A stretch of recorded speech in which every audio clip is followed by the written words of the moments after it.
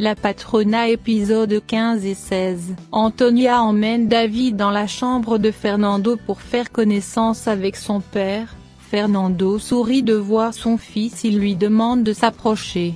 David refuse de croire Fernando déclarant qu'il n'a pas de père, il quitte la salle en courant. Macario veut l'attraper mais Antonia refuse lui dire de la laisser digérer tout ça maintenant, elle doit attendre le résultat du test.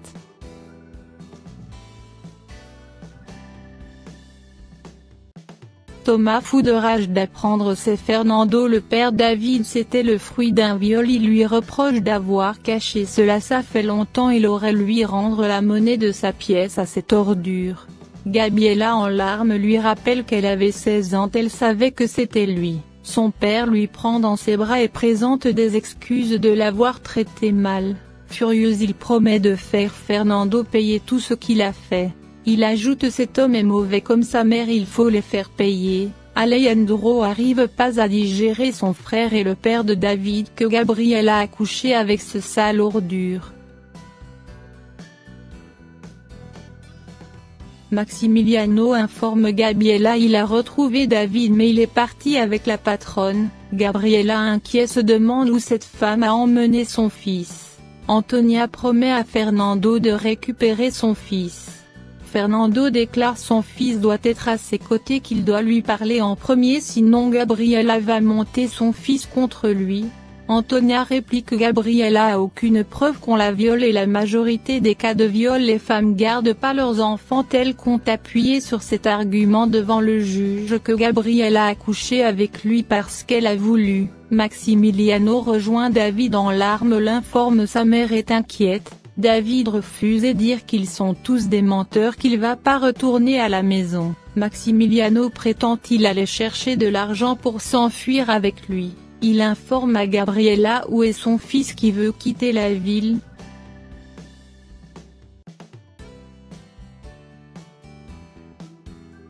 Fernando retrouve Julia ligotée et bâillonnée dans l'écurie. Avec une larme il menace de lui couper la langue. Julia le supplie de pas faire cela, il reproche cette dernière d'avoir kidnappé son fils.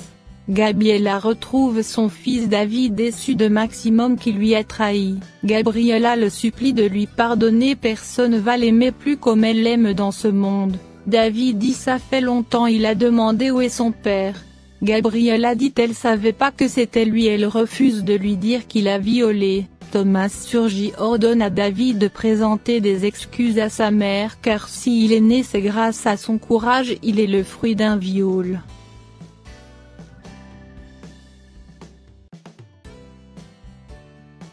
Alejandro dans les parades pour voir Gabriela, Francisca l'insulte et le traite de pervers comme sa famille qui refuse de croire Fernando a violé Gabriela. Elle lui reproche de vouloir avec sa famille d'enlever David à sa mère. Elle rentre à l'intérieur. Maximum comprend la réaction de David qui a grandi sans père. Francesca lui demande de pas s'en mêler. Gabriela n'était pas la copine de Fernando qui l'a obligé de coucher avec lui.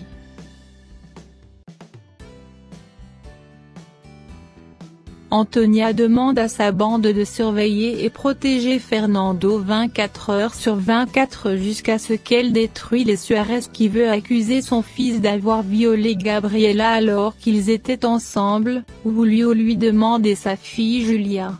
Antonia déclare Julia ce sera l'épouse de son fils, la future belle-mère de David. Fernando continue à maltraiter Julia. Antonia surgit, lui demande d'arrêter. Gabriela retrouve Alejandro devant sa maison.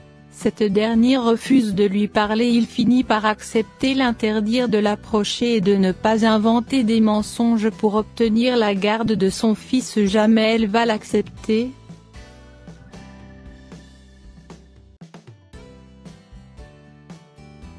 Antonia humilie Julia qu'elle traite de moche en plus incapable d'enfanter. Julia veut tout de suite quitter la maison et divorcer. Antonia dit les choses vont se passer à sa manière, elle doit être aux côtés de Fernando pour jouer l'épouse modèle jusqu'à l'obtention de la garde de David. Elle la détache et demande à Macario de la suivre jour et nuit. Fernando supplie Concia de l'aider. Son objectif est de conquérir Gabriela et son fils pour fonder une famille, pas de rester avec cette Julia.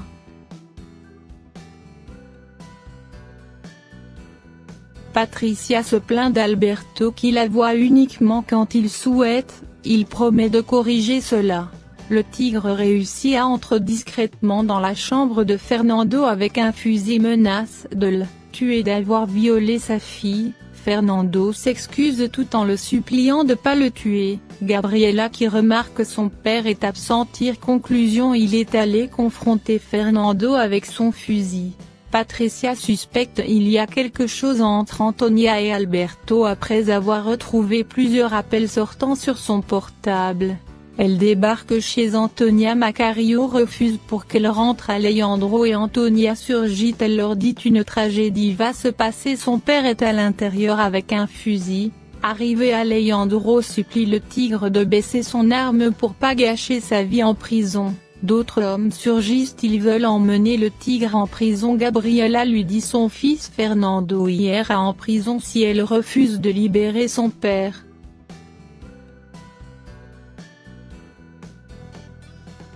Épisode 17, Antonia défend son fils du viol de Gabriela l'accuse. Elle trouve c'est ridicule de vouloir garder un enfant d'un viol. Elle fait emmener le tigre en prison. Alejandro attaque Fernando, lui reproche d'avoir violé Gabriela. Fernando nie tout en bloc, lui dit qu'ils étaient jeunes, qu'ils sortaient ensemble. C'est peut-être la honte d'avoir pas révélé ça avant qui fait que Gabriela l'accuse maintenant.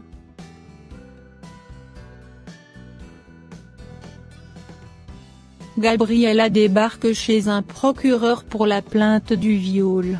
Cette dernière explique au procureur Fernando l'a violée, son visage était couvert, qu'elle savait pas c'était lui. C'est par un test d'ADN elle découvre ça.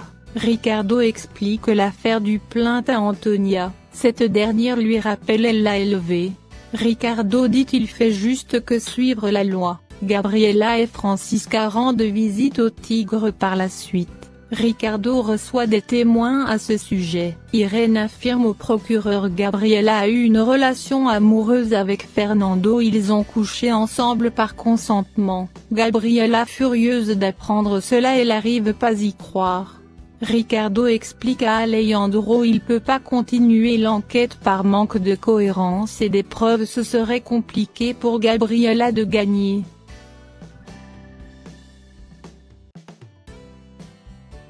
Fernando devant l'école de David pour le voir, ce dernier le traite de pervers de plus l'approcher, qu'il veut pas un père comme lui. Il est allé dans une église auprès d'un prêtre pour confesser ses péchés.